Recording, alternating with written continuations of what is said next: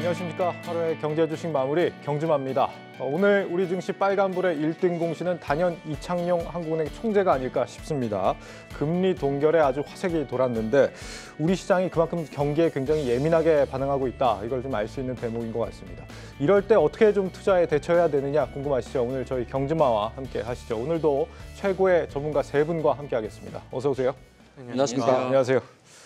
오늘은 특별히 세 분 같이 하게 됐는데 굉장히 좀 오늘 바쁘셨다고 들었어요. 시황 볼 시간도 없으셨다 이런 얘기가 있던데 네. 매매하기도 바쁘셨다면서요.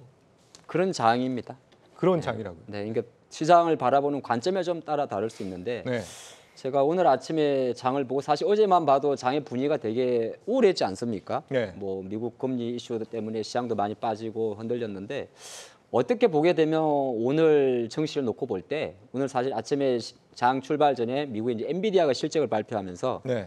어느 정도 AI 관련주가 움직이지 않을까 생각을 했는데 생각보다 많이 움직였거든요. 네. 그리고 그게 아니다 하더라도 장중에 나오는 잘 자란 어떻게 보면 뉴스들 예를 들어서 로봇이면 로봇이고 또는 XR이면 XR이고 이런 관련주가 움직이기 때문에 약간 사실 저희가 이제 주식하는 관점에서 아예 오늘 사실 장중에 가장 중요했던 것은 10시에 발표했던 금리 발표가 맞긴 맞는데 네. 시장을 좀 보고 있으면 정말 개별주 장세라는 걸 많이 느낄 수가 있고 또 많은 투자자분들이 예를 들어서 대형주를 가만히 바라보시는 분들도 조금 적극적으로 액션을 하게 되면은 어느 정도 커버가 되는데 한편으로는 이제 계속 뭐라고 할까요? 너무 큰 그림을 보게 되면 오히려 수익 내기가 어렵고 좀 동떨어질 수 있고 그런 장이었기 때문에 가볍게 보면 오늘 매매하기 바빴다 그렇게 말씀드렸습니다. 이런 장이 매매하기 더 활발하게 해야 되는 그런 장인 모양이죠. 이런 장일 뿐만 아니라 23년 들어와서는 계속해서 그런 시장이 좀 펼쳐지고 있는 것 같고 사실 오늘이 이제 목요일인데 오늘 시장과 그리고 어제 이제 급락했잖아요. 네. 딱 지난주 수목이 이랬습니다. 그러니까 일주일 만에 데자뷰처럼 같은 현상이 지금 벌어지고 있고 지난주도 수요일 날 굉장히 안 좋았는데 목요일 날 다 돌려내는 그리고 그 과정에서 외국인들이 선물을 엄청 팔았다가 바로 다음 날 되사는 그 흐름이 지금 이번 주도 수목 똑같이 펼쳐지고 있죠. 네. 그럼 결국은 지수가 어느 정도 급락만 나오지 않는다면 개별 종목이나 개별 섹터에서 수익을 낼 수 있는 구간들은 지속해서 나올 수가 있는데 지금 시장의 특징이 딱 그러하다라는 거죠. 그래서 말씀해 주셨다시피 저 역시도 굉장히 매매하느라 바쁘긴 했는데 네. 시황을 안 본다라기보다는 시황의 중요성을 그렇게 깊게 보고 있지는 않습니다. 지금 같은 경우는 이제 어떤 가이드라인을 딱 정해놓고 그 자리가 깨지기 전까지는 저는 지금 시장은 횡보로 보고 있거든요. 그리고 3월 달에 다시 한번 1월 같은 그런 상승 파동을 기대를 좀 하고 있는 상황이라서 네. 오늘의 모습 일단은 어제 워낙 안 좋았기 때문에 혹시 이게 연속성이 좀 있을까라는 이제 부담감은 안고 아침부터 시장을 봤지만 아침에 시장 돌아가는 모습을 보니 전혀 그런 모습이 아니더라. 그래서 중간에 금리 관련된 이슈도 있었지만 사실 그 이전부터 시장은 이미 돌리고 있었거든요. 그래서 시장에 돌리는 게 확인이 되면 종목들 매매하면 되는 거죠. 그래서 두 분 다 이제 금리보다는 이제 개별 종목이나 섹터 이런 쪽을 좀 집중하셨다 이런 얘기 같은데 김명철 대표님도 그러셨어요? 네, 지금 시장 자체가 앞서 두 분의 전문가님께서 말씀해 주신 것처럼 지수나 아니면은 매크로 측면보다는 섹터나 종목에 집중하는 게 수익률이 더 좋을 수밖에 없는 그런 시장이지 않았나라고 이제 좀 보고 있고요. 사실 주식시장에서 항상 저도 올해 이 업계에 있으면서 느끼는 건데 항상 어느 쪽으로 쏠리면 반대급부가 항상 나오는 게 주식시장이지 않나 그 생각을 하는데 어떤 얘기를 드리고 싶은 거냐면 사실 그래요. 지금 금통이나 아니면 미국 FOMC 또는 금리 그다음에 여러 가지 매크로 이슈들 CPI 이런 것들이 작년 재작년에 화두였고 실시간으로 FOMC 연준 의사들의 코멘트를 흔히 말하는 유튜브에서 라이브로 실시간으로 번역을 해가지고 해석을 하는데 거기에 동시 접속자가 몇천 명씩 몰려가지고 보는 서학개미들이 상당히 이제 많았었잖아요. 네. 그거 자체가 되게 매크로에 집중을 해 있었고 그다음에 매크로 때문에 유명해진 유튜브 채널도 상당히 많고 거기에 이제 애널리스트들이 출연을 하니까 근데 오히려 그런 시장이 작년 재작년이었다고 하면은 여전히 많은 사람들은 매크로에 집중을 하고 있지만 이미 시장에 흔히 말하는 큰 손이나 주요 플레이어들 그리고 여기 앞서 두 분의 전문가들 매매 잘하시는 분들은 지금 지수보다는 종목에 집중을 해야 수익이 난다라는 것을 알고 있고 그런 시장이지 않나. 그리고 시장 자체도 뭐 한 1년 이상의 이제 하락 추세가 거의 끝난 상황에서 어쨌든 지금은 방향성을 잡고 있지만 작게 중기 추세도 박스고 크게 봐도 위쪽으로 2,500이랑 아예 2,200 정도의 박스이기 때문에 지수에 대한 흐름이 어느 정도 레인지에 갇혀 있다면 종목들이 확실히 활발하게 좀 움직이고 있는 그런 시장이지 않나라고 이제 좀 보고 있고 네. 그다음에 그거를 뒷받침하는 건 결국엔 저는 유동성이라고 생각을 하고 있거든요. 뭐 생각해 보면 FOMC 그러니까 그 페드에서는 돈을 줄이는데 어떻게 지금 시장이 유동성 장세냐라고 이제 생각하실 수 있겠지만 그 MP나 유동성 증가율을 보면은 BOJ랑 그다음에 중국 인민은행에서 오히려 돈을 풀었기 때문에 페드가 줄인 것보다는 유동성이 더 풍부한 그런 시장이거든요. 그래서 뭐 시장에서 M&A 이슈도 계속 나오는 거고 그다음에 시장이 활발하게 개별 종목 장세가 현재 펼쳐지고 있는 상황이지 않나 이렇게 좀 보고 있습니다. 네, 시장이 어떻게 흘러가든 나는 이제 개별 종목들을 보겠다. 세 분 다 그렇게 말씀하시는 거 보니까 진짜 고수의 냄새가 풀풀 나는데 좋습니다. 그래도 우리는 뭐 어쨌거나 큰 얘기는 하나 다 풀어놓고 이제 자세한 얘기 또 풀어가더라고요. 지금 뭐 미국 같은 경우는 금리를 앞으로 더 올린다고 그러잖아요. 근데 우리는 오늘 금리를 동결을 했고 그런데 환율은 오히려 아래로 내려갔단 말이죠. 이게 뭐 우리 시장 굉장히 탄탄하다 뭐 이렇게 해석을 해봐야 되는 건가요? 탄탄한 건 아니고 네. 저는 그렇게 봐서 오늘 이제 우리나라 한국은행에서 뭐 어느 정도 시장에서 동결하지 않을까 이게 좀 지배적이긴 했는데 역시나 3.5% 수준의 동결을 했죠. 근데 약간 내용을 좀 놓고 보면 호재와 악재와 공정과 물음표를 같이 다 던졌습니다. 뭐 예를 들어서 동결은 하지만 이게 무조건 앞으로 금리를 안 올린다는 건 아니다라고 이제 복선을 좀 깔아두는데 네. 그러면 이제 왜 안 올릴 수밖에 없냐고 말하는 부분에서는 경제 성장률은 오히려 낮게 잡았어요. 1.7에서 1.6% 정도. 그러니까 앞으로 경기가 나쁠 것 같다에 대해서는 계속 이제 어떤 복선을 좀 깔고 하지만 이게 또 물가 전망에 대해서는 한 3.6에서 3.5 정도로 조금 0.1 정도 내렸습니다. 이 말은 동결의 명분을 제공하는 거죠. 근데 여기서 앞뒤가 좀 안 맞는 게 그러니까 약간 시장은 한국은행의 이 결정에 대해서도 불만이 있을 수가 있긴 있어요. 왜 그러냐면 불과 일주일 전에 한국은행에서 발표했던 우리나라의 1년 기대 인플레이션율은 오히려 상향을 했습니다. 3.8에서 4.0으로. 그러니까 이게 약간 뒤죽박죽인데 종국에는 뭐냐 하면 이거는 제가 생각할 때 우리나라 정부의 의지와 금융당국의 의지가 좀 많이 표명돼 있다 하는 동결에 볼 수 있을 것 같습니다. 이렇게 되게 되면 아시겠지만은 뭐 미국과의 금리 격차는 커지는 거고 금리 격차 커지게 되면 예를 들어서 환율은 상승 요인인데 올 환율이 오히려 실제적으로 금리를 인상을 하는 10시 이후부터 오히려 떨어졌어요. 오늘 종가 기준으로는 1,300원 이하에서 마감을 했는데 그건 아까 보게 되면 시장의 선반영이라는 게 무서운 거죠. 이번 주 금통위에서 금리를 동결할 것이다라고 들어왔던 한 투기 세력의 롱 포지션이 청산이 되는 거죠. 네. 환율도 주식과 똑같습니다. 어떻게 보게 되면 오를 것 같다에 매수하는 세력도 있을 것이고 내릴 것 같다에 매도하는 세력도 있거든요. 그래서 오늘 이제 환율이 1,300원대로 떨어진 거는 어떻게 보게 되면 이제 그러면 다시 1,300원으로 안 올라가는 거 아니냐 그렇게 볼 건 아니고요. 환율은 상대 개념이기 때문에 일정 부분 오늘의 그 기준금리의 동결 이슈 자체는 시장의 선반영 측면에서 뭐 한번 확인해 줬다. 그렇게 보는 게 좋을 것 같습니다. 네. 지금 우리 투자자들이 가장 관심 깊게 보고 있는 삼성전자, 하이닉스 오늘 뭐 반도체 업종 크게 올라줬던데 이거 어떻게 보세요? 뭐 일단 오늘은 전반적으로 이제 반등을 하는 기조였고 삼성전자 하이닉스 하면 결국은 코스피 내에서 시가총액 수위를 이제 다투는 그러한 기업들이다 보니까 결국은 지수가 이제 올라가는 흐름이 연출이 된 건데 저는 지금 이제 2월 말을 지금 향해 가고 있지 않습니까? 뭐 다른 매체에서도 많이 얘기는 했던 것 같은데 저는 3월 달에 시장이 돌아설 것으로 일단 판단을 하는 게 앞서 환율 얘기해 주셨지만 최근에 환율이 무섭게 고점부터 몇 달 동안 빠지다가 네. 가장 최근에는 지속적으로 좀 반등을 했고요. 환율이 지금 뭐 차트를 보여드릴 수는 없는데 환율의 주봉을 나중에 한번 봐보시면 환율이 예전에 그 한참 계속 고점으로 치고 올라갈 때 보면 20주선을 계속 타고 갑니다. 타고 네. 가다가 그 라인이 깨진 게 이제 작년 어느 시점이었고 그리고 다시 리바운딩도 나왔어요. 딱 그 자리까지 리바운딩이 나오고 이제 급하게 빠졌고 최근에 다시 올라오고 있는 건데 지금 거의 맞닥뜨리고 있습니다.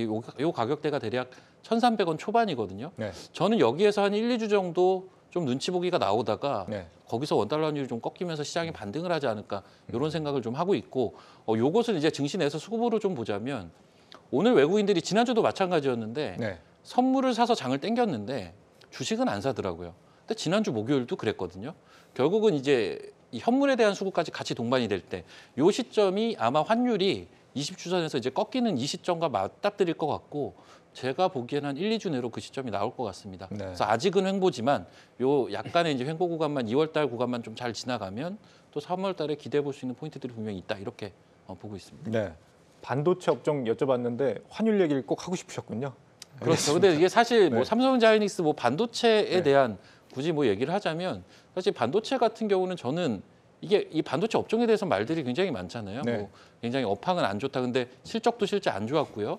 하지만 주가는 그때부터 바닥을 찍고 올라왔죠. 어떻게 보면 이제 미래에 대한 선반영 그리고 최근에 이제 AI라든지 이러한 전형적인 IT 산업의 미래에 대한 먹거리들 이런 것들에 대한 반영들이 좀 있었고 엔비디아도 또 간밤에 그렇죠. 실적이 잘 나왔고 오늘 그 이슈가 제일 컸던 거 아니에요? 엔비디아 그렇죠. 이슈가 컸던 것 같은데. 그러니까 사실 어제 미국 시장은 아래 위로 계속 변동이 있었는데 네. 뭐 그런 이슈들이 시장을 또 끌어주면서 네. 반도체 업종도 같이 올라가는 흐름이 나오지 않았나. 예. 김 대표님은요? 어떻게 생각하세요? 반도체 업종.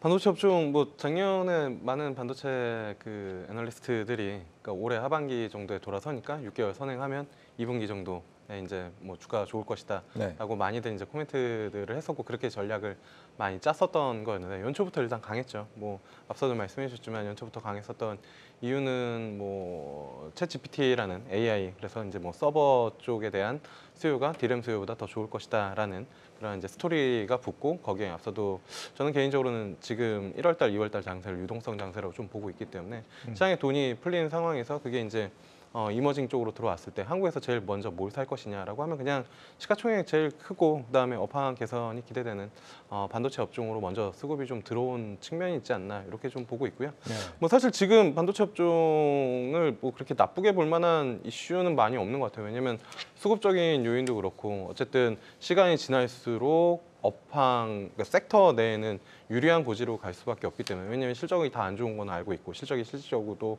안 좋은데 거기에서 이제 뭐 추가적으로 여기서부터 더 실적이 깨져야 이제 주가가 밀릴 수가 있는 건데 그거보다는 어쨌든 개선될 것이다라는 시장에 대한 기대감 플러스 성장성까지 같이 붙고 있기 때문에 어쨌든 뭐 나쁘지는 않은 그런 섹터이지 않나라고 그리고 조정이 나오면 어쨌든 뭐 받아볼 만한 섹터이지 않나 이렇게 보고 있습니다. 네.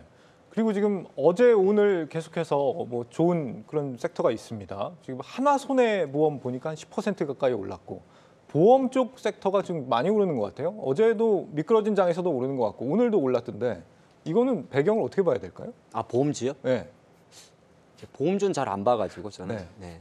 다른 분들도 뭐 별로 관심 없으시고요. 뭐 이렇게 큰 관심이 있진 않은데 오늘 네. 많이 올라간 건 저도 확인은 했었어요. 그래서 뭐 내용들을 보니까 실적 이슈라고 하더라고요. 근데 마치 얼마 전에 은행주가 한번 위로 치는 모습들이 좀 있었잖아요. 네. 이것과 좀 비슷한 맥락이 아닌가. 사실 은행주 같은 경우도 실적이 굉장히 좋죠. 실적 대비 전형적으로 저평가를 받고 그리고 베타 개수가 낮은 뭐 그러한 섹터인데 보험주도 사실은 예전에는 이 뭐 증권, 보험, 은행 이래가지고 뭐 옐로우 칩이니 뭐니 뭐 이런 이야기도 썼었지만 네. 그 정도로 좀 비슷한 카테고리 내에서 우리가 보는 섹터이다 보니까 실적에 대한 이슈가 나올 때 반응을 좀 해준 그러한 측면들이 좀 있지 않나라는 생각인데 사실 실질적으로 매매하기가 그렇게 좋은 섹터라고 저는 생각은 하고 있지는 않기 때문에 오늘의 상승이 조금이 더 이어질 수는 있겠지만 이걸 좀 길게 보기에는 좀 무리가 따르지 않나 저는 이런 판단을 하고 있습니다. 네. 박 대표님 감사합니다. 구해주셨나요? 하 대표님도 감사해요. 이거 모른다고 확실하게 말해주시는 저는 것도 너무 좋아요. 네. 그 모르는 건 모르는 게 낫다고 생각을 네. 합니다. 그럼요. 네, 모르는 게 낫다고. 아니 뭐 그럴 수도 있고 모른다기보다는 네. 제 관심이 아니다라고 솔직하게 말씀드리고 싶습니다. 뭐 좋습니다. 자, 다음으로 알아볼 부분, 방금 전까지 얘기했던 이 삼성전자입니다. 삼성전자가 올해 대규모 인수합병에 나설 것이다. 이런 관측이 나온 것 같아요. 네, 뭐 일단은 그런 이슈들이 있는 거는 작년 연말에 이제 레인보우 로보틱스를 실질적으로 이제 지분을 투자하면서 거기에서 이제 시장에서 관심이 높아졌고 그저 이제 사내 유보금도 높다 보니까 그러한 이슈들이 사실 예전부터 이제 간간히 나왔고 뭐 이제 흔히 말하는 검색하는 데다가 삼성전자 M&A 관련된 종목 하면은 이제 뭐 몇몇 종목들이 이제 나오는데 사실 이제 작년에 그 로봇 관련된 섹터에다가 실질적으로 지분 투자를 하면서 M&A 관련된 이슈들이 더 뭐 증가가 되고 있지 않나 이렇게 좀 보고 있고요. 네. 뭐 유보금이 되게 많기 때문에 뭐 새로운 먹거리 측면에서 뭐 분명히 좀 투자 관련된 이슈나 모멘텀은 좀 발생이 되지 않을까. 뭐 개인적으로는 이렇게 좀 보고 있습니다. 그 보통은 경기가 굉장히 어려울 때 투자를 해 놓으면은 나중에 경기가 다시 확장 국면에 들어설 때 굉장히 또 번창하게 되는 기업 입장에서는 그런 그런 기대가 되는 부분도 있잖아요. 네, 기업뿐만이 아니라 사실 주식도 그렇죠. 네. 그러니까 막 모두가 좋다고 할 때 사는 것보다 시장이 좀 어렵고 관심도가 좀 떨어졌을 때 네. 그리고 경기가 바닥 구간으로 이제 뭐 들어갈 때 또는 그런 중간에서 좋은 주식들을 좀 사 놓으면 경기가 다시 결국엔 사이클이잖아요. 네. 그리고 대표적으로 뭐 반도체라는 게 어떻게 보면 뭐 성장 섹터라고도 많이 생각하지만 저는 개인적으로는 반도체는 사이클 산업이라고 생각을 하고 있기 때문에 뭐 안 좋을 때 뭐 투자를 줄이지 않고 계속 이제 뭐 투자를 해서 결국엔 캐파도 늘려나가고 점유율도 높여 나가면 이쪽 그 뭐 반도체가 뭐 사라지는 산업은 아니고 결국에는 계속 뭐 첨단 산업이 증가될수록 필요할 수밖에 없는 그런 섹터이기 때문에 뭐 긍정적으로 좀 뭐 판단을 하고 있습니다. 무리한 투자는 쪽박으로 이어지는 경우도 있긴 한데 삼성전자는 그렇진 않은 것 같아요. 삼성전자는 네. 무리한 투자는 아니죠. 왜냐하면 사내 유보금이 145조니까. 그러니까요. 사내 유보금이 145조 놀랐습니다. 네, 뭐 무리한 투자는 아니다라고 보고 있고요. 그다음에 뭐 어떤 기업으로 뭐 투자가 진행된다라고 뭐 시장에서 예측을 많이 하고 있는 그런 상황인데 결국에는 네. 삼성전자가 팹리스, 그러니까 그 하드웨어잖아요. 파운드리 쪽인데 파운드 쪽이면은 우리가 사람으로 치면은 되게 몸이 좋은데 약간 이제 소프트웨어적으로 약한 거잖아요. 그러니까 지식을 더 쌓고 싶은. 그래서 결국에는 뭐 팹리스 쪽에 대한 기업들의 인수 또는 합병 기대감이 시장에서는 좀 나오고 있지 않나라고 네. 생각을 하고 있습니다. 이번에는 하 대표님 말씀 오래 쉬셨으니까 좀 여쭤보고 싶은데 삼성전자 M&A를 하면서 이제 가장 우선적으로 거론되는 쪽이 반도체 쪽이거든요. 여기에 대해서는 어떻게 보세요? 삼성전자는 M&A를 안 합니다. 예. 그럴까요? 예. 왜냐하면 굉장히 국내 도발적인 기업은- 말씀을. 당연히 도발적이죠. 네. 우리가 M&A의 정식 명칭이 머지 앤 어퀴지션이잖아요. 네. 인수합병인데 삼성은 이미 대기업 집단에 속해 있어요. 정확하게 표현하면 삼성전자는 지분 투자를 합니까? 이렇게 표현하는 게 맞는 것 같아요. 왜냐하면 예를 들어서 최근에 레인보우 같은 경우도 삼성전자가 그럼 왜 갑자기 레인보우 로보틱스라는 금액에 500억을 투자하고 네. 연초에 뭐 최근에 많은 그런데 하면요. 이미 시장에는 반도체, KC텍이라든지 많은 기업들이 한 20개 이상의 기업들이 삼성의 지분을 갖고 있습니다. 근데 그걸 뭐 하는 거냐면 그 기업이 있는 거죠. 파트너십을 체결해 두는 거예요. 미리. 바운더리를 쉽게 말해서 내 편이라는 거죠. 그래서 삼성전자는 실제적으로 어떤 특정 기업을 인수하게 되면은 그런 이제 또 독공급에 걸리는 수가 있기 때문에 네. 정확히 표현하게 되면 3자 배정을 통해서 SI로 들어가는 거고요. 그리고 확실한 기업보다는 어떻게 보게 되면 앞으로 성장 가능성이 큰 기업에 들어가는 거죠. 그래서 저는 그렇게 보는 겁니다. 물론 이제 여러 가지 생각할 수가 있는데 우리도 그런 생각을 하잖아요. 뭐 삼성이 지금 메인은 매몰이지만은 앞으로 삼성 이재용 부회장이 사실 그 많이 포커스를 두는 게 전장용 반도체거든요. 네. 한 2년 전에 테슬라 쪽으로도 전장용 반도체를 강화하기 위해서 그런 게 다 시스템 LSI 사업에서 진행을 하는 건데 그러면 삼성은 내부적으로 그럼 디자인 하우스나 이런 쪽이 없느냐? 그렇지가 않습니다. 결과론적으로는 삼성의 자기 바운더리를 넓히는 그런 과정으로 볼 수 있는 거고 그런 관점에서 삼성은 조금 더 공격적인 M&A, 그러니까 M&A라는 표현보다는 지분 투자는 많이 이루어질 거예요. 그러려 그러면 어떤 기업을 좀 찾느냐 보냐면은 지금은 아무것도 없어도 상관이 없습니다. 예를 들어서 이게 흑자든 적자든. 근데 뭐 최근에 가온칩스 같은 경우는 아무래도 ARM 관련 파트너십이 있지 않습니까? 네. 그러다 보니까 이제 주가도 많이 좀 올랐는데 제가 볼 때는 삼성전자가 돈이 많다고 지분 투자를 강화한다고 언론 매체가 기사를 쓰면은 그 기사 흘리셔야 됩니다. 너무 세게 말씀드리는데 네. 삼성전자가 돈이 받습니까? 저 갑자기 이야기를 드리고 싶네요. 우리 김영식 대표님한테 하는 이야기 아니에요. 최근에 그런 이야기 나왔죠. 불과 일주일 전에 삼성 SDI 지분 20조를 차입을 했습니다. 20조를. 그래서 네. 삼성전자는 실제로 국내에는 돈이 없대요. 다 실제 100조가 넘는데 해외 법인이 있다고 합니다. 네. 근데 해외 법인이 있는 게 아니라 국내 기업에 투자하는 기업들은 대부분 삼성 공장 근처에 있는 회사들인데 결정적으로는 삼성전자는 돈이 많기 때문에 무조건 지분 투자를 한다. 그렇게 보진 않아요. 큰 기업들 같은 경우는 또 해외 법인과 ARM이 인수가 안 된 것도 결정적으로는 삼성이 ARM을 인수하고 싶어도 여러 가지 이해관계가 맞아야 되잖아요. 네. 그래서 너무 제가 불을 훅 꺼서 그런데 가장 좋은 쪽으로 말씀드리면 삼성전자는 최근에 인공지능이라든지 로봇이라든지 뭐 기타 이런 신사업에 대해서는 계속적인 투자를 확대할 수가 있기 때문에 단순하게 돈이 뭐 넣고 안 넣고를 떠나가지고 이게 어떻게 결론 지어야 되지? 넣고 안 넣고 해가지고 삼성이 투자하는 예. 인공지능, 로봇, DSP 이런 기업들에 대한 관심은 계속 가져가시고 과연 그게 언제 구체화될지는 사실 우리는 잘 알 수 없을 것 같아요. 서프라이즈로 네. 지분 투자 들어갈 것 같습니다. 네. 좀 과격하게 지르셨다가 좀 아니다 싶으면은 다시 이게 수습하셔도 괜찮습니다. 말을 사실. 하다 예. 보니까 뭔가 수습을 해야 돼가지고. 예, 아니 잘 하셨습니다. 디자인 하우스가 가장 유력하다고 일단 보는 경향들이 있는 것 같은데 왜 디자인 하우스일까요? 그게 이제 아무래도 삼성전자 같은 경우는 예전부터 이 반도체 사업 영역 내에서 TSMC를 좀 따라가려는 이 비메모리 쪽에서 그런 네. 움직임들을 보여왔고, 이 디자인 하우스라는 게 결국은 팹리스에서 기본적으로 설계를 해주는 부분들을 받아가지고 중간 가교 역할을 하는 그러한 사업부라고 보시면 될 것 같거든요. 그래서 네. 그러다 보니까 예전부터 많이 거론이 되어 왔습니다. 그리고 앞서 말씀해 주신 대로 정확하게 진짜 투자를 하는 거죠. 근데 삼성전자는 정말 수많은 상장 기업들의 투자가 이미 돼 있고 향후에도 있을 겁니다. 그래서 결국은 이번에 레이버 로보틱스 투자를 해준 게 저는 굉장히 시사하는 바가 크다. 그러니까 제가 바둑을 둘 줄 모르는데 네. 뭐 바둑 용어 중에 포석을 깐다라는 표현이 있잖아요. 네. 이제 소위 말해서 뭐 로봇이라든지 AI라든지 뭐 메타버스라든지 이러한 쪽 같은 경우는 일종의 포석을 까는 의미로서 이러한 기업들이 하나하나 투자하는, 사실 레인보우 로보틱스의 현재 매출액과 영업이익을 보자면 어떻게 저렇게 과감한 투자를 했지라는 생각을 할 수는 있거든요. 네. 하지만 그 기술력을 보고 포석을 깐 거죠. 결국은 미래 굉장히 커질 산업이라고 보는 거고, 그래서 그러한 쪽에 대한 이제 오히려 그러한 이제 시장의 뉴스가 언제 나올지 모르기 때문에 그 가능성을 보고 시장 내에서 좀 시세를 주는 그런 현상들은 지속적으로 좀 발생이 되지 않을까라고 저도 보고 있고요. 그리고 삼성전자가 이제 돈이 많다라는 것도 사실 저도 최근에 기사를 본 게, 삼성전자가 지금 전반적인 글로벌 테크 기업들은 투자를 줄이고 있습니다. 근데 삼성전자는 거꾸로 늘리고 있어요. 네. 이게 단순하게 어떤 미래 성장 산업에 대한 투자뿐만이 아니라 실제 그 평택 라인 자체도 투자를 계속 늘리는 부분들에 대해서 뭐 3공장이니 4공장인 얘기가 나오고 있거든요. 네. 굉장히 공격적인 행보를 나름 보여주고 있는데, 그러다 보니까 더더욱 이런 쪽에 대한 시장의 관심이 뜨겁다. 삼성전자가 지금 불황에 이제 움츠리고 있는 게 아니라 공격적으로 행보를 보여주고 있구나. 거기에 대한 기대감이 시장 내에서 많이 회자가 되면서 시세를 이끌어내는 게 아닌가 네. 이렇게 보고 있습니다. 김 대표님 핸드폰 보지 마시고요.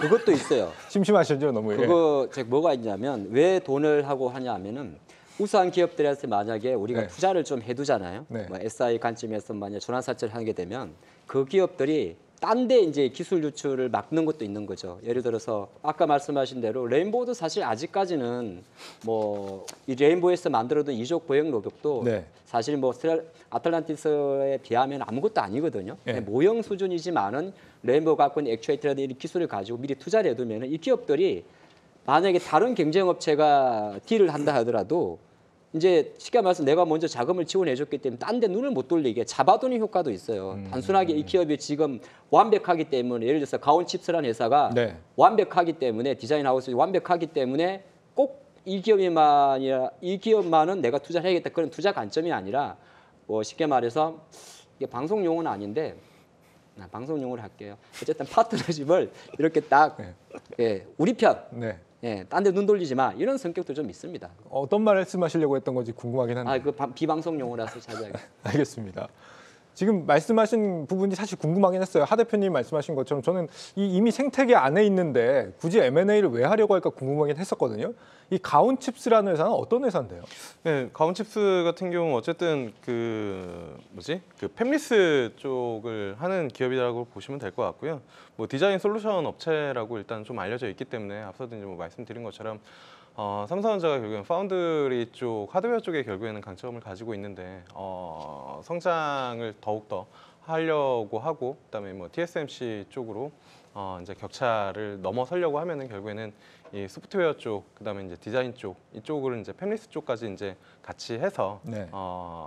진행을 하고 싶어하는 그러한 이제 부분들이 있기 때문에 이제 가온칩스가 아마 시장에서 관련된 종목으로, 그다음에 지금 시장의 관심을 좀 받고 있지 않나, 네. 이렇게 보시면 좋을 것 같습니다. 김 대표님이 혹시 생각하시는 또 다른 뭐 M&A 후보군이 있을까요? 삼성전자에? 뭐 사실 개인적으로는 뭐 이런 팹리스 업체도 있고, 그냥 시장에서 이 M&A 관련된 기사들이 나올 때마다 이제 움직이는 종목들이 있잖아요. 사실 네. 그런 종목들은 뭐 트레이딩을 해볼 만한 기업들이 몇 개는 있는데, 그게 뭐 실질적으로 삼성이 뭐 투자를 할지 안 할지에 대해서는 사실 그 누구도 모르는 거잖아요. 그리고 뭐 레인보우 로보틱스도 정말로 시장에서는 깜짝 서프라이즈 성격으로 이제 투자를 한 거기 때문에 몇몇 트레이딩할 만한 종목은 있지만, 그걸 뭐 방송에서 언급을 해서 이 종목입니다라고 얘기할 만한 종목은 좀 아닌 것 같습니다. 알겠습니다. 있습니다. 있습니까? 네. 말 잘라서 죄송합니다. 네. 뭐 이게 삼성이 이제 실제적으로 삼성 로봇도 이제 삼성이 이제 차세대 먹거리를 뽑는 것 중에 이제 우리가 뭐 파운드를 이야기도 하는데 구체적으로 삼성전자는 첫 봄부터 가전업체란 말이에요. 네. 그래서 아직은 출시하지 않았습니다만은 최근에 놓고 보면 이제 두 가지 정도가 아직 시제품이 안 나온 게 하나 있어요. 이게 사실 이거는 이제 반도체만큼 되지 않지만 또 하나가 헬스케어 로봇입니다. 헬스케어 로봇은 아직 제대로 뭐 쉽게 말해서 아마 오족 보형 로봇이 되든 시각장애인용 로봇이 되든 근데 삼성은 최근에 그거를 CES라든 여러 매체에서 릴리스를 하고 있어요. 그러면 로봇 같은 경우는 뭐 우리가 삼성 로봇의 이 LG랑 조금 다른데 LG는 서비스 로봇과 이런 쪽 포커스를 맞춘다면 뭐 삼성 같은 경우는 조금 더 구체적이란 말이에요. 헬스 로봇으로 간다 그럴 때는 시장에서 나와 있는 지분 투자는 들어가지 않지만은 기존의 삼성과 파트너십을 갖고 있던 EMS 업체들 뭐 예를 들어서 뭐 사출회사라든지 네. 이런 쪽으로는 계속 지분 투자가 뒤로질 수도 있어요. 그래서 이제 저는 헬스케어 로봇 관련 기업들을 조금 지켜보는 것도 좋지 않겠느냐 그렇게 보고 있습니다. 좋은 팁 감사합니다. 다음으로 들려드릴 소식은 CJ E&M 소식인데요. 지금 넷마블 2대 주주가 CJ E&M인데 지분을 매각할 가능성이 지금 거론이 되는 것 같아요. 여기가 매각을 하게 되면은 3대 주주가 텐센트라서 거의 뭐 중국 기업이 될 우려가 있다. 뭐 이런 얘기도 있던데요. 어떻게 네. 생각하세요? 일단 CJENM 글쎄요. 이제 오늘 사실 넷마블 주가가 되게 좋았어요. 그래서 네. 이제 이런 이슈가 있다라는 걸 알게 됐는데 사실 최근에 우리나라 시장 보면 뭐 여러 가지 기업 거버넌스와 관련된 이슈들이 계속 불거지는 것 같고 뭐 행동주의 펀드니 뭐 지배 구조니 뭐 M&A니 이러한 이야기들이 계속 시장에 떠돌면서 어떻게 보면 종목들의 시세를 이제 간헐적으로 내주는 그러한 소위 이제 불쏘시개 역할을 좀 하고 있는 것 같은데 이 이슈 자체도 좀 마찬가지인 것 같더라고요. 그래서 이게 오늘 내일 지금 나온 이슈는 아닌 것 같고요. 네. 이 이슈 자체는 나온 지가 좀 됐어요. 그래서 기본적으로 CJENM이 당장의 이제 실적을 찍어내는 부분들이 좀 부족하다 보니까 이러한 부분들을 어느 정도 이제 어떻게 보면 지금 리세션을 걱정하는 시기다 보니 좀 이제 메꾸는 그러한 차원에서 가지고 있던 지분들을 조금씩 덜어내는 그러한 과정들을 벌여 나가고 있고 그러한 부분들이 실제 사업 보고서에도 내용이 나와 있다 보니까 그렇다면 이제 시장에서는 그 다음 스텝을 생각을 하는 거고 그러다 보니까 CJENM이 갖고 있는 넷마블 지분을 파는 거 아니냐. 근데 이 CJENM이 현재 2대 주주로 있는 걸로 제가 알고 있고요. 3대 네. 주주가 텐센트 네. 그리고 1대 주주가 이제 넷마블 의장이다 보니까 네. CJENM이 만약에 이 지분을 3대 주주인 텐센트한테 넘기게 되면 이 넷마블이 중국 회사가 되는 거 아니냐. 뭐 이런 우려가 조금 있는 거죠. 그래서 그런 이슈 아직까지 이거는 뭐 확정된 것도 없고 시장에서 한 발 앞서 나가서 이제 생각들을 하고 있는 건데 이건 좀 지켜볼 만한 문제인 것 같고요. 사실 네. 뭐 제가 이 자리에서 뭐 얘기를 제가 뭐 넷마블 뭐 대표이사도 아니고 CJENM 제가 무슨 결정권자도 아니고요. 네. 그런 소문은 계속 돌고 있습니다. 그래서 예. 또 최근에 그러한 이슈들이 워낙 시장에서 잘 이렇게 흡수가 되고 있는 상황이다 보니까 다시 한번 또 거론이 된 게 아닌가 이렇게 보고 있습니다. 네, 요건 이 정도만 짚고 넘어가죠. 지금 다음으로 지금 며칠째 계속 화두가 되고 있는 하이브 소식이죠. 네. 하이브가 오늘 서둘러서 SM의 1대 주주 등극했다 이런 소식이 있습니다. 네. 이수만 창업자 지분 완전히 그냥 이번에 가져갔다라는 건데 12일을 앞당겨서 가져왔다고 하거든요. 이게 증권가에서 굉장히 반응이 좀 뜨겁다면서요. 뭐 아무래도 이제 뭐 시가총액 처음에 상장할 때부터 뭐 엔터 3사를 다 합친 시가총액보다 이제 높았었던 그런 흐름이고 이번에 이제 그 지분 인수를 하면서 결국에는 엔터 4사가 뭐 지배구조 뭐 지분만 놓고 보면 3사로 다시 재편되는 그런 흐름이잖아요. 그래서 시장에서 관심이 많긴 한데 그냥 뭐 그런 여러 가지 지분 이슈보다 그냥 하이브 자체에 대한 시장의 시각이 좀 바뀌고 있지 않나라고 이제 뭐 생각을 해볼 수가 있는데 그럴 것 네. 때문에 이제 목표가가 올라가는 것 같은데 뭐냐면은 그런 거죠. 그러니까 예전에는 하이브라고 하면은 BTS 1, 2의 기업이었는데 최근에 이제 걸그룹들과 같이 피어 그룹으로 넣어가지고 이제 높은 밸류를 받았었던 거였는데 그 당시에는 과연 이게 될 것인가에 대한 의구심이 시장에 있었고 그것 때문에 이제 주가가 뭐 상당히 올라갔다가 결국에는 조정을 받았는데 지금 흐름만 놓고 보면은 사실 엔터 쪽에 대한 흔히 말하는 팬덤 플레이 그 서비스 쪽에서는 구축을 하고 있지 않나. 왜냐하면 SM을 가져가면서 DOU라는 그 팬덤 플랫폼을 가지게 되는 거고, 그리고 네. 원래 자체 가지고 있었던 위버스라고 하면은 결국에는 엔터 그룹 내에 뭐 또 다른 그 플랫폼화를 이뤄낸 것은 맞기 때문에 그런 쪽으로도 이제 목표가를 좀 올리고 있지 않나라고 이제 좀 보고 있고요. 그다음에 이제 뭐 뉴진스 같은 경우가 제가 이제 작년 연말부터 그 얘기를 좀 많이 했었는데 위초고라고, 그러니까 삼국지에서 위초고 세 개의 나라가 있잖아요. 근데 네.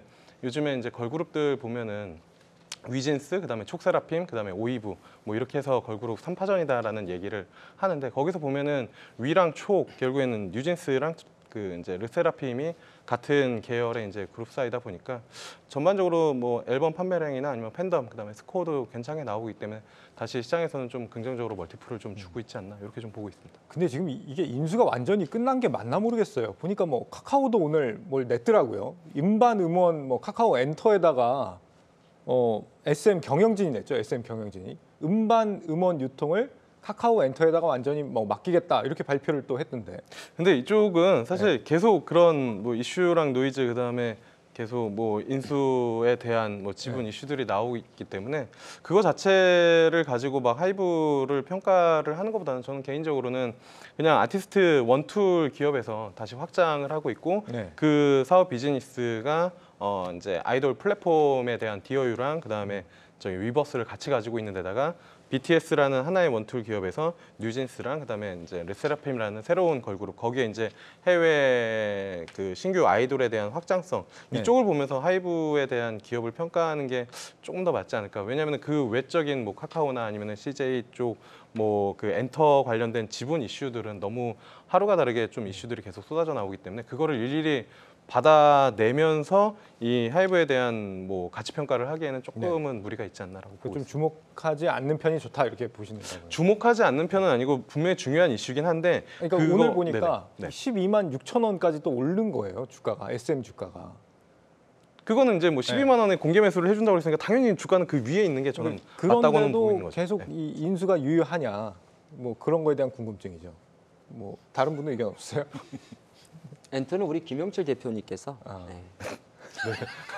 아 그래서 계속 한 번만 말씀하고 아, 예, 계시구나. 뭐 아, 말씀드린 알겠습니다. 것처럼 시장에서 이 주식을 12만 원으로 주겠다고 했으니 당연히 그 SM의 가치는 12만 원보다 위에 있어야 되지 않을까. 그리고 그 인수 가격이 12만 원 단순히 그 가격도 있지만 지금 뭐 영업이익이랑 이런 것들 해서 멀티플 한 20배 이상만 주더라도 네. 시가총액은 지금에서 한 2배, 3배 정도는 있어야 뭐 SM 자체는 맞기 때문에 그거에 대한 지분 가치까지 추가적으로 뭐 붙어버리면 저는 뭐 엔터 쪽은 뭐 무난하게 끌고 가도 괜찮은 섹터이지 않나라고도 보고 있습니다. 네.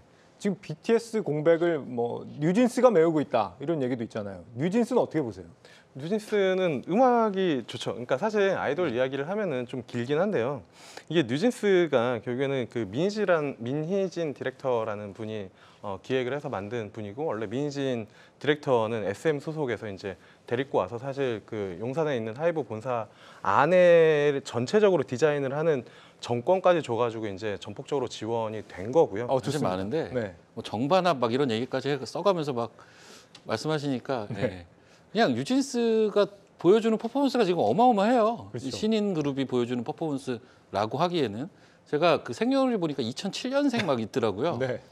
2007년이면 이거 그래도 요즘은 참 이게 성장이 빠른 것 같습니다. 네. 아무튼 그 유진스의 개인적으로 좀 좋아하는 멤버도 있고 제 하이브는 사실 그래서 너무 마음에 드는데 이거 언제 사야 되나 이렇게 보고 있는 기업 중에 하나. 갑자기 끼어드시길래 무슨 말씀하시려고 했더니 예전에- 사심을 말씀하시는 거예요. 예전에 에스파도 좋아하시다고. 아 그거는 이제 좀 한물간 얘기고요. 제가 왜 유진스가? 입을 네. 다물고 있는지 혹시 아십니까? 왜 다물고 계신가요? 첫 번째는 제가 지금 유진스란 친구가 그룹이 있는 건 아는데 몇 면을 모르기 때문이고, 예. 두 번째 입을 다문 이유는 이거는 뉴진스를 분석해서 하이브를 투자할 때가 아니기 때문입니다.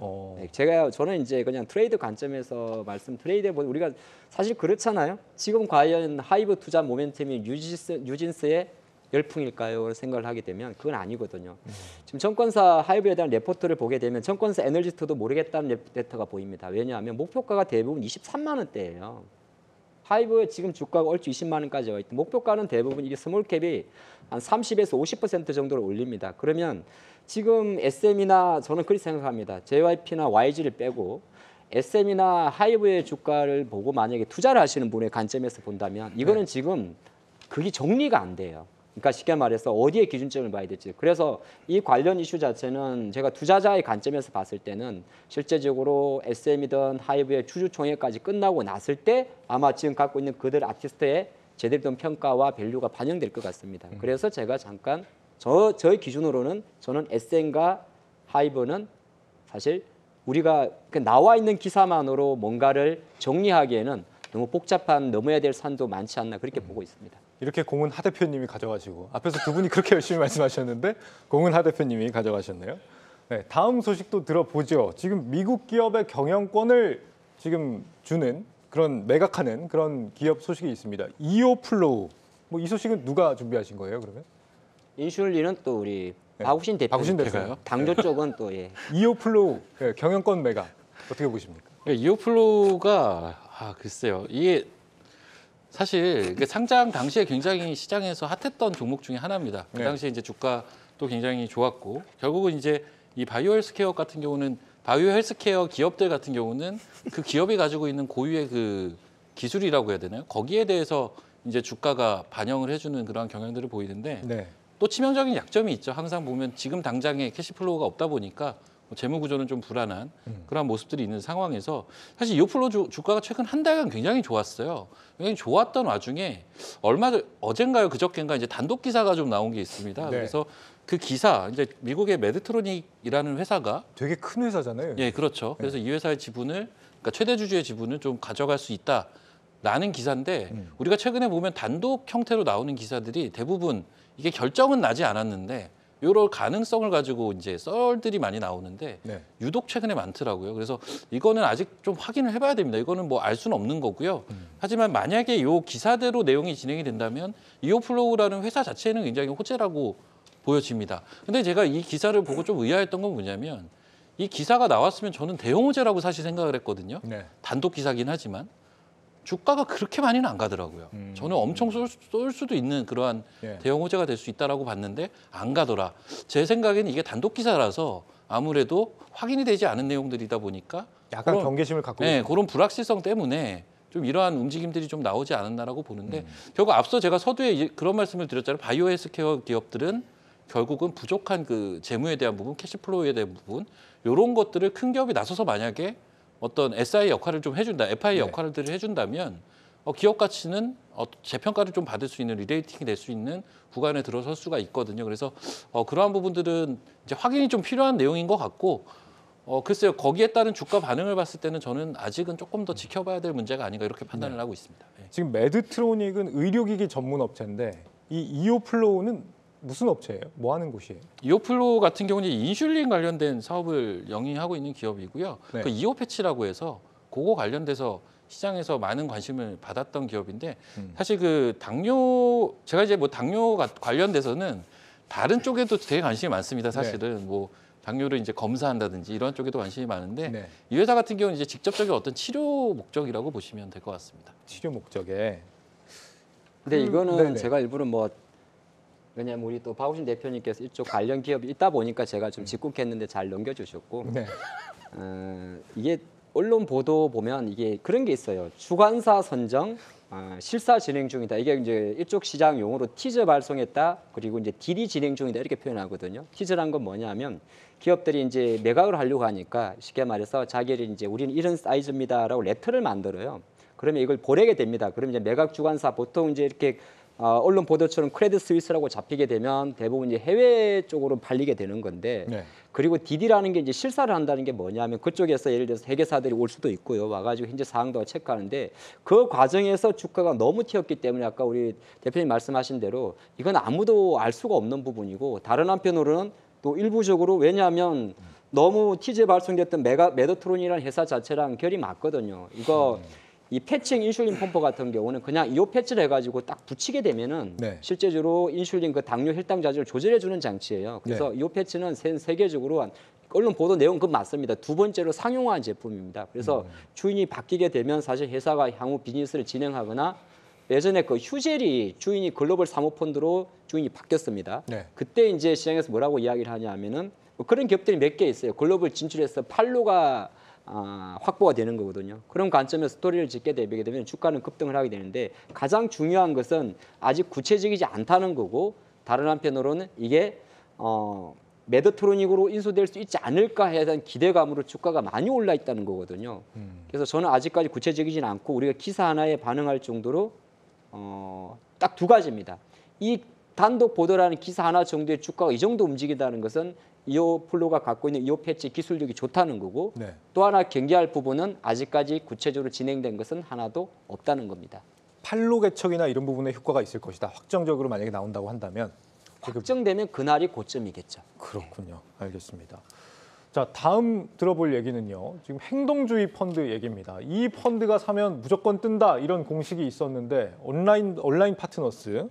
그런데 이 예외가 생겼습니다. SBS 지분을 보유하고 있는 걸로 알려졌는데 뭐 보니까 기업 가치 제고를 위해서 의견을 개진은 하겠지만 공개 주주 캠페인은 안 하겠다 이렇게 밝혔거든요. 왜 그랬을까요? 딱히 지금 뭐 SBS 같은 경우에서는 뭐 공개적으로 뭐 주주들을 동원이라는 표현은 좀 그렇지만 같이 해서 뭐 주주 가치를 제고할 만한 지배구조가 심각하게 뭐 문제가 있거나 그러한 부분들은 아니기 때문에 뭐 얘기할 수 있는 것 정도는 뭐 보통 이제 뭐 배당이겠죠. 배당 이야기, 배당 좀 올려달라.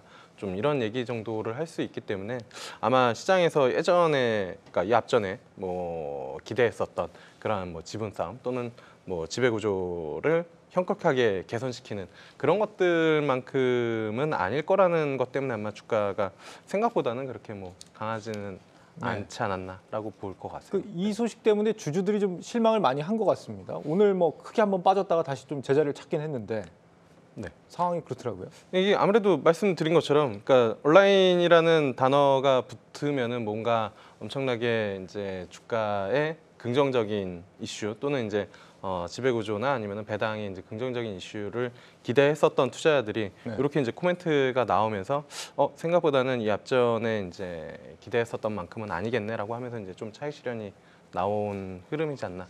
그런데 어떻게 보세요? 이게 행동주의 펀드가 뭐 직접적인 개입 안 하겠다 이렇게 밝히긴 했는데 이게 진짜일까? 아니면은 뭐 앞에서는 이렇게 말했지만 또 나중에 가서 얘기를 할 수도 있는 거고 가능성을 어떻게 보세요? 이제 우리나라가 아무래도 이제 해외 투자가 입장에서는 뭐 주주 친화 정책에 대해서 좀 소극적이지 않습니까? 네. 최근에 이제 하나솔루션인가요? 배당하지 않는다고 주가 좀 내리는 것도 있었고 네. 이 행동주의 펀드가 조금 유명해진 게 1월 달에 사실 금융주들 주가 급등의 첫 번째 이 키워드에 리스트가 많이 거론이 됐습니다. 한국의 금융회사들이 너무 배당을 작게 한다. 그래서 사실 올해 1월 달 증시에서 뭐 지방은행주라든지 금융주들이 많이 올랐었는데 네. 그리고 다음 타겟으로 들어간 게 바로 타겟이란 말은 좀 그렇군요. 다음 한 번 더 목소리를 높인 게 바로 이번 SM 이슈 아니겠습니까? 네. 자, 그런 이슈가 있는 상태에서 SBS에서 어느 정도 근데 SBS는 왜 그러냐면 실제적으로 소액주주 유통 비율이 지난 반기 기준으로 28.63%밖에 안 돼요. 소액주주의 비중은 전체 주식수에서 30%. 그럼 티웨이 홀딩스가 36.92% 지분을 갖고 있고 주 SBS가 13%. 그리고 그 올라가게 되면 또 서암 윤세영 재단에서 5% 이렇게 있다 보니까 쉽게 말해서 행동주의 펀드 입장에서 볼 때는 야 이거는 자기들이 다 갖고 있고 회사도 실적도 잘 나오는데 방송사들은 뭐 어느 안정 나오지 않습니까? 네. 소액주주 지분 28.6%라고 너무 무시하는 거 아니냐 뭐 이렇게 볼 수도 있는 거예요. 그러다 보니까 이러한 어떤 이 행동주의 펀드의 이제 네임밸류 자체가 오다 보니까 시장에서 주가가 좀 과민하고 빨리 반응했다가 다시 사그라들지 않나. 저는 사실 주가 이렇게 가면 안 됩니다. 갑자기 막 떠오르는. 이건 그냥 단타장이에요. 네. 예, 그래서 SBS를 만약에 보유하시거나 투자하시는 분들은 막연하게 주주주의 행동주의 들어와서 주가가 급등락을 보이면 막 이게 워낙 올해 장이 좀 그런 게 없잖아 있는데 뭐 네. 덤비지 마시고 SBS가 올해 정말 스튜디오 S가 상장을 언제 할지 아니면 새로운 신작 지금 모범택시 2가 어느 정도의 시청률을 보일지 그런 것도 한번 체크하시는 것도 좋을 것 같습니다. 네. 하 대표님 말씀대로 만약에 소액주주 지분이 작다 그러면 기존과는 조금 다른 패턴을 보일 가능성이 굉장히 높다고 보여지네요. 근데 방금 말씀하신 것처럼 이런 주주 행동주의는 어쨌거나 앞으로도 계속 활동을 하게 될 거고 그러면 소액주주들은 거기에 따라서 계속 막 들썩들썩 할 텐데 하 대표님 말처럼 그냥 아무것도 안 하고 가만히 있는 게 맞는 거예요? 어떻게 보세요, 다른 분들은? 그러니까 이게 사실 이 주주행동주의라는 게 예전부터 가끔씩 시장에서 좀 이슈가 됐었던 내용이지만 올해만큼 이렇게 화두가 된 적은 글쎄 최근 몇 년 사이에는 없었던 것 같은데 네. 가장 지금 불을 튀기게 만든 건 역시 SM이었던 것 같고요. 그러다 보니까 이제 이게 주말에 사실 원래 이 뉴스가 나왔었어요. 주말에 그 온라인 파트너스와 SBS와의 이제 이슈가 나오면서 네. 아마 SBS 그리고 SBS 자회사인 SBS 컨텐츠허브라고 있는데 이게 월요일 시작하자마자 갭이 엄청 떠가지고 그냥 위로 휙 쳐버리더라고요. 그래서 이 시장에 기대치가 있는 거지. 바로 앞전에 SM을 봤으니까 네. 이 기대치가 있다 보니까 온라인이란 단어만 들어가도 이제 흥분하는 사람들이. 그래서 제가 사실 주말에 요거 갭만 안 뜨면 사실 되게 매수를 하고 싶었는데 갭이 많이 떠서 이제 아침부터 세더라고요. 네. 당연하겠죠. 그래서 그러한 모습들을 보면서 아 이게 말씀해 주신 대로 전형적인 개별 종목장의 분위기로 이 이슈 자체도 좀 묻히는 경향들은 좀 있어요. 그리고 이번에 온라인에서 SBS는 SM처럼 안 하겠다라고 한 거는 정확하게는 3월 주주총회 때는 아무 그 액션을 하지 않겠다 이거거든요. 네. 지분은 들고 있잖아요. 그럼 향후에 또 이거는 사실 계속 불씨는 남아 있는 거거든요.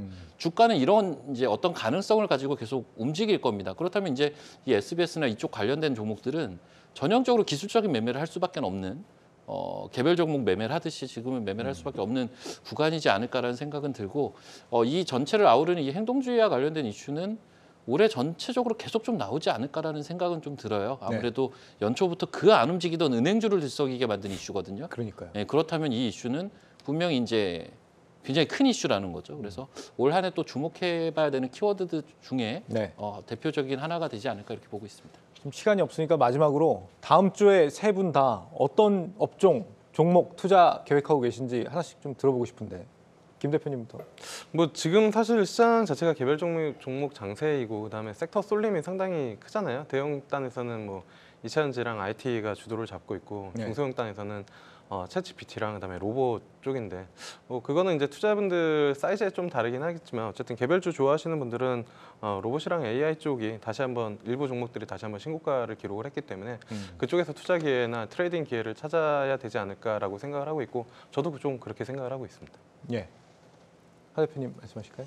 네, 이 섹터는 아마 좀 투자가 조금 조심스러울 수는 있는데 저는 이제 다음 주가 되게 되면 이제 바로 중국 양해 시각대에 들어가거든요. 그런 관점에서 인프라 관련주를 좀 보셔야 되는데 그 중에서 약간 이제 아직은 바닥에 있기 때문에 완벽하게 이게 바닥을 쳤다고 말하기는 조금 그렇습니다만은 건설 관련주들도 이제는 어느 정도 순환적인 차원에서는 조금 들어올 때가 됐지 않았나 그렇게 보고 있습니다. 네. 박 대표님. 일단 트레이딩은 지금 센 데서 좀 매매를 해야겠죠. 그래서 뭐 AI나 로봇이나 뭐 아니면 뭐 게임 같은 것도 저는 되게 매력이 있다라고 보거든요. 사실 게임 섹터 같은 경우는 전형적으로 성장성은 있고 지금 실적은 안 좋고 주가는 바닥에 있고 얼마 전에 이제 위메이드가 한번 급등을 또 보여주기는 했죠. 네. 그래서 이러한 쪽은 저는 아직 먹을 수 있는 룸들이 좀 있다라고 보고 있고 그리고 이제 지금 시장 같은 경우는 당장 한 1, 2주 정도는 철저하게 좀 트레이딩이 필요한 구간으로 판단을 하고요. 좀 간다 싶을 때 흥분해가지고 따라가면 안 되는 시장이라고 판단을 하고 좀 무서울 때 오히려 좀 용기가 필요한 시장이 아닌가. 이게 비추세 횡보를 보일 때는 항상 이렇거든요. 그래서 네. 그러한 부분에 착안해서 매매를 하시면 지금 시장도 잘 나고 3월 달에는 또 1월처럼 큰 수익을 볼 수 있는 시장이 되지 않을까 기대를 충분히 가져보셔도 좋지 않을까 이렇게 봅니다. 알겠습니다. 네, 완연한 봄이 오기 전 꽃샘추위가 가장 매서운 법이죠. 지금 우리 시장 상황이 좀 그런 것 같습니다. 꽃피는 증시 하지만 반드시 찾아오게 돼 있습니다. 우리 경주마가 여러분과 항상 함께하겠습니다. 저희는 그러면 내일은 금요일이라서 쉬고요. 월요일에 다시 찾아오겠습니다. 여러분 고맙습니다.